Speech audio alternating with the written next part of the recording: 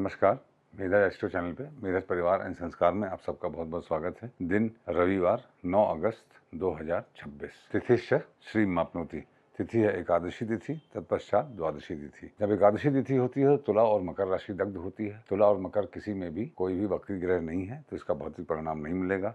एकादशी तिथि नंदा तिथि है। नंदा तिथि एकादशी है तो ये शुक्रदेव जैसे होते हैं कुंडली में, उसका स्वभाव का फल मिलता है। जैसा शुक्र का स्वभाव है, आनंद का अनुभव होता है। और एकादशी तिथि के पाक ग्रह जो हैं वो संडे, मंडे, ट्यूसडे, मंगल हैं। मंगल में इनका राज छुपा है। और भोग्य ग्रह कौन से हैं? मंगल, शुक्र, बुध। तो मंगल और बुध की तिथि है एकादशी। ऑपोजिट हैं, मंगल अग्नि है। चूंकि रविवार को है तो अग्नि अग्नि अमृत योग बना रहे हैं। बुध पृथ्वी तत्व हैं, विश्व देवता हैं इनके भगवान विष्णु का वृहद रूप। एकादशी तिथि का चांद यदि आप देखें तो प्रणाम करें, और कुछ समय तक एकादशी तिथि के चांद को यदि आप प्रणाम करेंगे तो चारों वेद स्वयं से ईश्वर आपको गिफ्ट के रूप में दे देंगे। आप वेद ज्ञान संपन्नता जो है वो एकादशी तिथि से प्राप्त होती है। एकादशी तिथि बहुत शुभ तिथि है। एकादशी तिथि में व्रत करने वाले लोगों को धीरे धीरे सारे कष्ट उनके हर जाते हैं।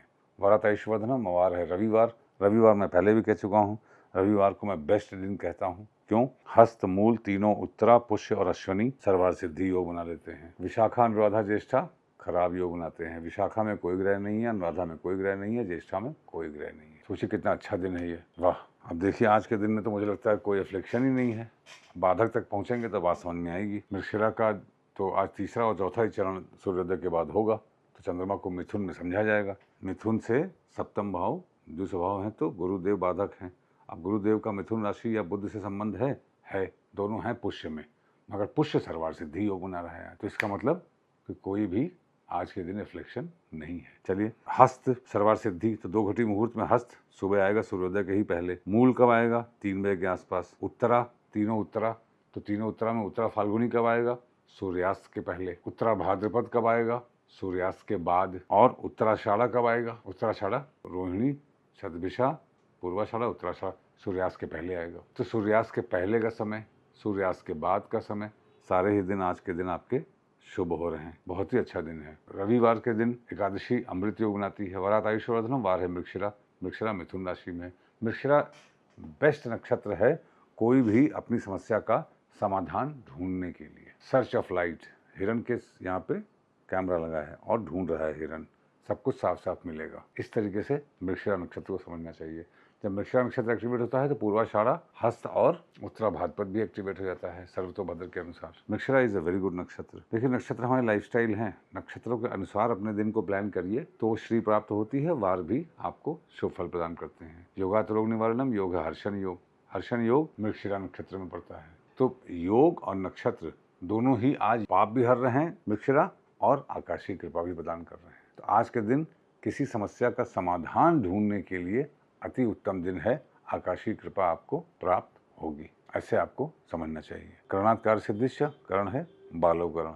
बालोकरण चंद्रमा है, फिर कौलो मतलब मंगल। चंद्रमा का जब कर्म हो तो मन पर नियंत्रण करना आवश्यक है, क्योंकि मन के हारे हार है, मन के जीते जीत। चंद्रमा निखिल ग्रह वीर्य बीजम। मन ही है हमारा जो पाप कराता है, मन ही है जो बहकता है। और चंद्रमा भी कुंडली में जहाँ होते हैं उस एक्सिस पे, 1-7 एक्सिस पे, आइदर यू चीट और यू आर बीइंग चीटेड। इस तरीके से हमको इसको समझना चाहिए। घात, लत्ता इत्यादि आप जोड़ ही लेंगे। आरूढ़ कैसे जोड़ेंगे? चंद्रमा मिथुन राशि में है। चंद्रमा की मूल त्रिकोण राशि वृषभ, यहाँ से 12वें भाव में है।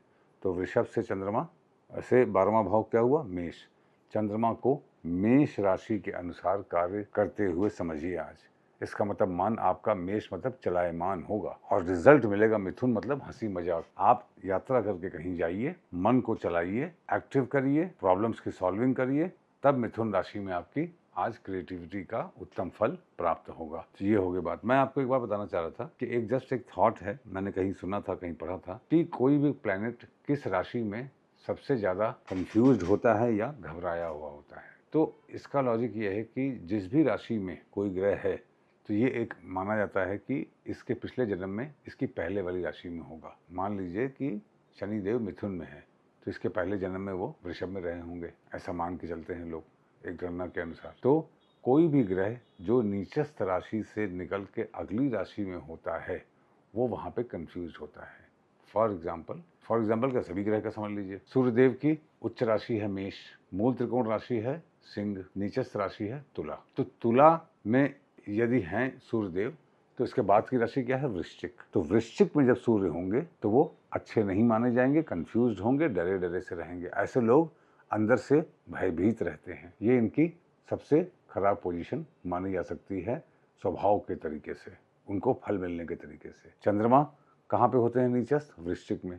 तो चंद्रमा वृश्चिक के बाद धनु राशि में जाएंगे तो वो अनकंफर्टेबल रहेंगे। धनु राशि अग्नि तत्व राशि है। देखिए सूर्य वृश्चिक में, सूर्य अग्नि तत्व, वृश्चिक जल तत्व, डिस्कम्फर्ट। चंद्रमा जल तत्व, धनु अग्नि तत्व, डिस्कम्फर्ट। मंगल नीचस्थ कहाँ होते हैं, कर्क राशि में। तो नीचस्थ के बाद अब अनकंफर्टेबल किस में होंगे, सिंह राशि में। सिंह राशि में मंगल बाधक भी होते हैं, इसीलिए सिंह के मंगल कारक तो होते हैं मगर बाधाएं बहुत उत्पन्न करते हैं। स्त्रियों में अगर सिंह के मंगल हों तो उनको अपने पति के साथ, ससुराल के साथ संबंधों में पराक्रम विशेष करना पड़ेगा। उसके बाद क्या, मंगल के बाद बुध। बुध नीचस्थ कहाँ होते हैं, मीन राशि में। मीन से निकल के आएंगे तो कहाँ आएंगे, मेष में आएंगे। मेष में बुध अनकंफर्टेबल होते हैं। क्यों, मेष में काम करना पड़ता है, दिमाग लगाना पड़ता है, अपने मन मुताबिक आप नहीं कर सकते, रिस्पॉन्सिबिलिटी आपको निभानी पड़ती है।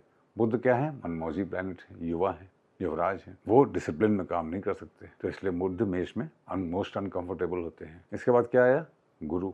गुरु नीचस्थ कहाँ होते हैं, मकर में। मकर के बाद कुंभ। कुंभ में गुरु अनकंफर्टेबल है क्योंकि कुंभ अतृप्ति की राशि है। गुरु जहाँ बैठे हैं वहाँ पे कुंभ में अतृप्ति है, डिससेटिस्फैक्शन है। गुरु को सीधे सीधे वैल्यू सिस्टम पे चलना है। कुंभ क्या है, आउट ऑफ बॉक्स सोचने की राशि है। गुरु को आउट ऑफ बॉक्स नहीं, जो मेरिट पे है वही सोचना होता है। इसके बाद क्या है, शुक्र। शुक्र नीचस्थ कहाँ होते हैं, कन्या में। कन्या क्या है, नीचस्थ राशि है। उसके बाद की राशि कौन सी है, तुला। तुला में शुक्र मोस्ट अनकंफर्टेबल, जबकि आप कहेंगे मूल त्रिकोण राशि है। रूट राशि में पैदा हुए हैं, जहाँ पैदा हुए हैं वहाँ पे मोस्ट अनकंफर्टेबल हैं। क्यों, हेल्पलेस हैं। इसीलिए ये भ्रांति देखिए, तुला के शुक्र को बहुत अच्छा तो कहा जाता है रिश्तों के लिए, मगर होते लोग रिश्तों में बहुत अनकंफर्टेबल होते हैं। बहुत ज़्यादा उनको लोगों से मिलना जुलना पसंद नहीं होता है। इसके बाद क्या है, शनिदेव। शनिदेव नीचस्थ कहाँ होते हैं, मेष में। मेष के बाद क्या है, वृषभ। वृषभ क्या है, जिम्मेदारी। तो मेष में नीचस्थ है, इसके बाद की राशि वृषभ है। वृषभ में जिम्मेदारी है। शनिदेव डिसिप्लिन के कारक हैं, उनको डिसिप्लिन से बिना आराम किए, बैल है वृषभ, उनको बैल की तरह कार्य करना पड़ता है। जबकि वो जस्टिस के कारक हैं। जस्टिस सुनाने वाले को काम करना पड़ रहा है, ही विल बी अनकंफर्टेबल। इस तरीके से आप कौन कौन सी राशियां आई आप लिख लीजिए। सूर्य के लिए मोस्ट अनकंफर्टेबल राशि इज वृश्चिक। चंद्रमा के लिए मोस्ट अनकंफर्टेबल राशि इज धनु। मंगल के लिए सिंह। बुध के लिए मेष। गुरु के लिए कुंभ। शुक्र के लिए तुला। शनिदेव के लिए वृषभ। ये आज का ज्ञान है। घर से बाहर निकलने से पहले रविवार का दिन है, पान खा के निकलिए, आपका दिन शुभ हो। Thank you very much.